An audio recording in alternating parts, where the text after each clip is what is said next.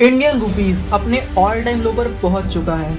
आज की डेट में एक अमेरिकन डॉलर बराबर 77.49 इंडियन रुपीस है और ये काफी कम है। यहाँ पर बहुत ही ऑब्वियस क्वेश्चन होगा कि भारतीय रुपया इतना गिर क्यों रहा है। आपको ऐसा नहीं लग रहा कि सारी बुरी चीजें एक साथ ही हो रही हैं? रुपया गिर रहा है, साथ में स्टॉक मार्केट भी गिर रहा है और तो और भारत का फॉरेन रिजर्व भी $600 बिलियन से कम का हो चुका है। सडनली ये सब एक साथ ही क्यों हो रहा है, ये सब कुछ जानेंगे हम आज के इस वीडियो में, तो वीडियो को अंत तक जरूर देखिएगा।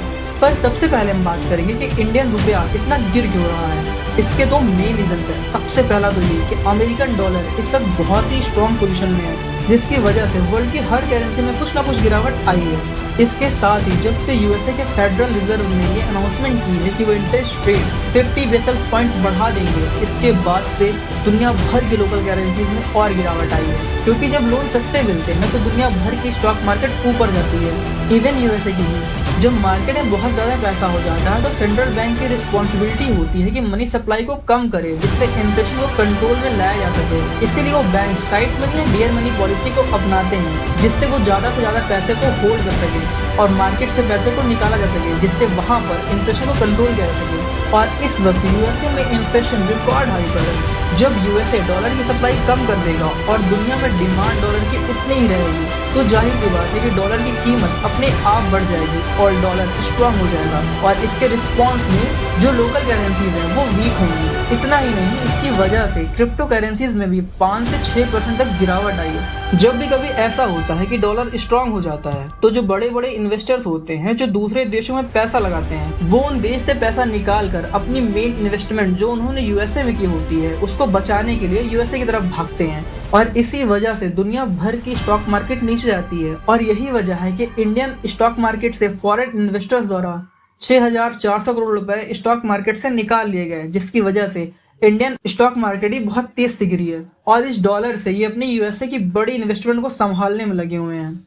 इसीलिए स्टॉक मार्केट सिर्फ इंडिया की नहीं गिरी है, चाइना, यूरोप सहित कई देशों की स्टॉक मार्केट गिरी है। पर क्या सारी गलती अमेरिका की है जिसकी वजह से इंडियन रुपया इतना कमजोर हो गया है? तो ऐसा बिल्कुल भी नहीं है, कुछ कमियां हमारी भी हैं। जब भी किसी देश की करेंसी को मजबूत करना होता है तो उस देश में इंपोर्ट को कम कर एक्सपोर्ट को बढ़ावा देना होता है, तब जाकर उस देश की करेंसी मजबूत होती है। पर क्या हमने ऐसा किया है? इस बार हमारा एक्सपोर्ट रिकॉर्ड हाई पर रहा है।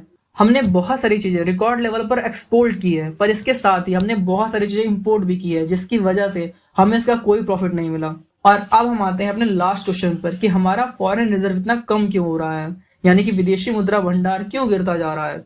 इसके दो मेन रीजन है। पहला कि भारत को अपने पुराने बॉन्ड के कर चुकाने हैं और दूसरा इंडियन रुपया को बचाने के लिए आरबीआई अपनी विदेशी मुद्रा भंडार का यूज कर रहा है।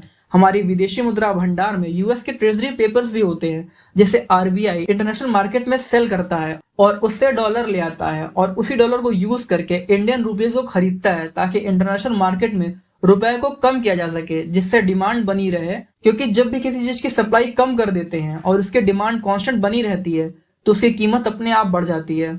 इंडियन रुपया बचा भी इसी वजह से हुआ है क्योंकि हमारे पास अच्छा खासा फॉरेन रिजर्व है, वरना हमारी भी हालत पाकिस्तान, श्रीलंका जैसी हो जाती। और अगर सिचुएशन जल्दी नहीं बदली तो इंडियन रुपीस और कमजोर होगा। So this is all for today guys, मिलते हैं नेक्स्ट वीडियो में, तब तक के लिए बाय बाय।